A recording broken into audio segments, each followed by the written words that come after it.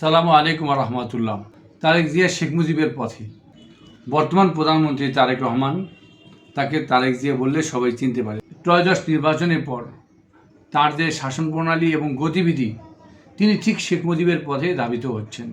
শেখ মুজিব যা যা করেছেন তার এই রাজনৈতিক জীবনে ঠিক একই রকম গতিবিধি আমরা লক্ষ্য করছি। বিষয়টা যেহেতু ঐতিহাসিক, শেখ মুজিবের সাথে তুলনা করা হচ্ছে, এই জন্য একটু মনোযোগ দেওয়ার জন্য অনুরোধ করছি।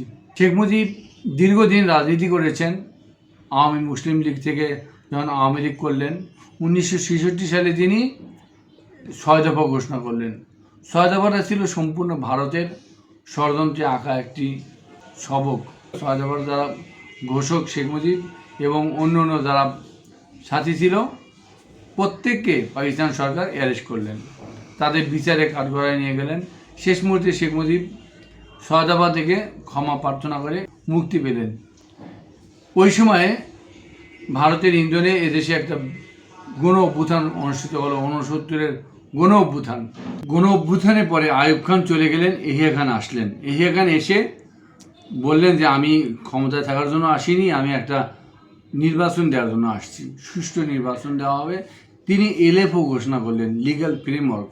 সকল রাজনীতিবিদদের ডাক দিয়ে নিয়ে বললেন যে ইসলাম বিরোধী কোনো আইন পাশ করা যাবে না, ইসলামী ঐক্য ধরে রাখতে হবে ইত্যাদি। সেখানে শেখ মুজিব অবাঞ্ছিত ছিলেন, নির্বাচনে করার সুযোগ ছিল না। এরপরে ভারতের পরামর্শে শেখ মুজিব এহিয়া সরকারের কাছে ক্ষমা চাইলেন যে আমি 6 দফা থেকে সরে আসছি, কখনো 6 দফা ফিরে যাব না। আপনার গুগলে সার্চ দেন, দেখবেন শেখ মুজিবের একটা উক্তি আপনার পাবেন যে 6 দফা তো কোরআন না যে চেঞ্জ করা যাবে না, ওটা বাদ। শেখ মুজিব এই কথা বলে নির্বাচনে অংশ নেওয়ার সুযোগ চাইলেন, যেহেতু সে 6 দফার থেকে পুরোপুরি বেরিয়ে আসছে। কিন্তু এহিয়া খানের ভুল ছিল, তিনি কিন্তু এটা কোনো লিখিত রাখেননি শেখ মুজিব থেকে। যাই হোক, শেখ মুজিবকে নির্বাচনের সুযোগ দেওয়া হলো। শেখ মুজিব নির্বাচনের সুযোগ পেয়ে ভারতের বিশেষ ইন্ধনে এই পূর্ব পাকিস্তানে নিরঙ্কুশ বিজয় লাভ করলেন। এই পূর্ব পাকিস্তানের লোক সংখ্যা 7.5 কোটি মানুষের জন্য আসন ছিল 162টা, মোট 313টা আসন ছিল। 300টা সংসদীয় আসন, 13টা সংরক্ষিত নারী আসন। 313টা আসনের মধ্যে তিনি এই 162টা আসনে 160টা পেলেন শেখ মুজিব, আর 13টা নারী আসনের মধ্যে 7টা আসন পেলেন। তো মোট 167টা আসনে শেখ মুজিব নিরঙ্কুশ বিজয় লাভ করলেন। শেখ মুজিব নিরঙ্কুশ বিজয় লাভ করার পরদিন সম্পূর্ণ অন্যায়ভাবে বিশ্বাসঘাতকতা করে, ওয়াদা ভঙ্গ করে, অমানুষের মতো বললেন যে আমি 6 দফা থেকে এক চুল নড়ব না। শেখ মুজিবের এই ওয়াদা ভঙ্গ করা, বিশ্বাসঘাতকতার ফলে এহিয়া খান আর ক্ষমতা শেখ মুজিবের হাতে হস্তান্তর করলেন না। বারবার চেষ্টা করলেন। শেখ মুজিব তো 6 দফা থেকে সরে আসার ওয়াদা করেছিল, যেহেতু লিখিত নাই, কিন্তু সে তো ওয়াদা করেছে, বলেছে যে 6 দফা তো কোরআন না যে চেঞ্জ করা যাবে না। শেখ মুজিবের বিজয় লাভ করার পরে আবার যখন ওয়াদা ভঙ্গ করেছে, তার মানে 6 দফায় ফিরে গেছে, তখন তার এই উভয় পাকিস্তানের ক্ষমতা তো শেখ মুজিবকে দেওয়া ঠিক না। তখন এহিয়া খান ক্ষমতা তার কাছে হস্তান্তর করতে চাইলেন না। বারবার শেখ মুজিবকে সুযোগ দেওয়ার চেষ্টা করলেন, কিন্তু কট্টরপন্থী, বিশ্বাসঘাতক না, মুনাফিক না, মির্জাফর না, শেখ মুজিব বলল যে 6 দফা থেকে আমি কখনোই সরব না, জীবন গেলেও 6 দফার উপরে অটল থাকবো। এবং সে করলো কি, 3রা জানুয়ারি 1971 তারিখে বিশাল এক সমাবেশ করলো শেখ মুজিব। সেই সমাবেশ থেকে এই পুরো 167 জন বিজয়ী সংসদ সদস্যদেরকে 6 দফা পালনের জন্য অঙ্গীকার, শপথ বাক্য পাঠ করালেন। মানে তখন পাকিস্তানের কাছে স্পষ্ট হলো যে এ হলো ভারতের কীট, এ পাকিস্তানকে ধ্বংস করার ষড়যন্ত্র করছে, একে ক্ষমতা দিলে পাকিস্তান ভেঙে খান খান হয়ে যাবে। তারপরে এরকম একটা ভারতের চর যদি ক্ষমতায় আসে, তাহলে পাকিস্তান বা ইসলামী শাসন এটা আমার থাকবে না। তখন তারা ক্ষমতা হস্তান্তর করতে গড়িমসি করলেন, অনেক বোঝানোর চেষ্টা করলেন। আপনারা দেখেন 25শে মার্চ পর্যন্ত প্রতিদিন তিনি ওই পাকিস্তান বাহিনীর সাথে বৈঠক করেছেন, তবুও পাকিস্তান বাহিনী তার কাছে ক্ষমতা হস্তান্তর করেনি।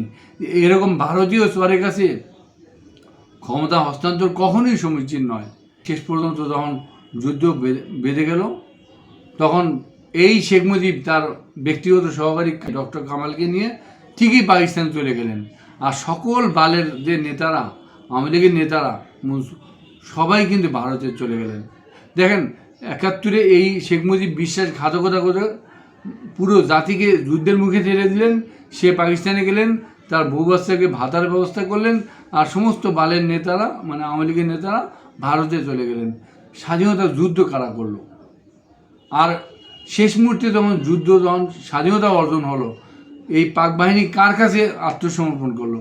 বাংলাদেশি কারোর কাছে আত্মসমর্পণ করেন নাই। ভারতের সেনাবাহিনীর কাছে কিন্তু ওই জগৎ সিং অরোরার কাছেই কিন্তু আত্মসমর্পণ করেছেন। তার মানে তারা বুঝতে পেরেছেন যে এ দেশ রক্ষা করতে পারলাম না, ভারতের অংশ হয়ে গেল। তারপরে ভারত বাংলাদেশকে কুক্ষিগত করতে পারলো না কেন, সেটা আর একটা ইতিহাস, আমি অন্য পর্বে বলবো। আজকে তারেক রহমান যেভাবে ক্ষমতা নিয়েছেন, শেখ মুজিব পাকিস্তান থেকে মুক্ত হয়ে এসে সরাসরি ক্ষমতা নিয়েছেন। আজকে সে যেভাবে জাতিকে যুদ্ধের মুখে ঠেলে দিয়ে পাকিস্তান চলে গেছেন, আজকে তারেক রহমান ফুল ভারতের ইন্ধনে ঠিক একইভাবে ক্ষমতা নিয়ে ওই বালের মতো একই রকম আইন পাশ করছেন এবং ভারতের নির্দেশে দেশকে ওই একই পথে চালনা করছেন। তো শেখ মুজিব যেভাবে এই জাতিকে রক্তের মুখে, জীবন ধ্বংসের মুখে ঠেলে দিয়ে চলে গেছেন, বিশ্বাসঘাতকতা করেছেন, এই তারেক রহমান সে কিন্তু বিএনপি কিন্তু জুলাই সনদে স্বাক্ষর করে আসছেন। স্বাক্ষর করার পরে সেই জুলাই সনদ আজকে অবজ্ঞা করছেন, সেটা আইন করে বাতিল করার চেষ্টা করছেন, গণভোটকে অস্বীকার করছেন। সব কিছু স্বাক্ষর করার পরে যেখানে অস্বীকার করেন, শেখ মুজিব স্বাক্ষর না করে মৌখিক ওয়াদা থেকে বেরিয়ে আসছেন, তাকে এই এখন ধরতে পারেনি। কিন্তু বিএনপি কিন্তু স্বাক্ষর করার পরেও সেই শেখ মুজিবের মতো একই পথে হাঁটছেন এবং বিশ্বাসঘাতকতা করে আজকে দেশকে এক বিপর্যয়ের মুখে ঠেলে দিচ্ছেন। আমি শেখ মুজিবের সামান্য বিশ্লেষণ করে বুঝতে পারলাম যে আজকের যে তারেক রহমান প্রধানমন্ত্রী, সে ঠিক শেখ মুজিবের মতোই একই গাদ্দারি পথ না বেছে নিয়েছেন, একই বিশ্বাসঘাতকতা পথ বেছে নিয়েছেন। আজকে জুলাই সনদ এবং গণভোট যদি অস্বীকার করা হয়, এই জাতি ওই 71-এর মতো আর তো স্বাধীন করার কিছু নাই। এইবার যদি গৃহযুদ্ধ লাগে বা ভারতের ইন্ধনে দেশ স্বাধীনতা সার্বভৌমত্ব যদি নষ্ট হওয়ার কোনো আশঙ্কা হয়, এজন্য তারেক রহমান এবং বিএনপি দায়ী হবে। তার আগে আমি বলছি যে এই গণভোট জুলাই সনদ মেনে নেন এবং সেই অনুসারে দেশ শাসন করেন, নাহলে জাতি শেখ মুজিবের যে পরিণতি করেছে সেই পরিণতির দিকে দেশ যাচ্ছে এবং বিএনপি যাচ্ছে। সুতরাং আমরা সাবধান হই। পরবর্তী বিশ্লেষণ পর্যন্ত সাথেই থাকুন। ধন্যবাদ।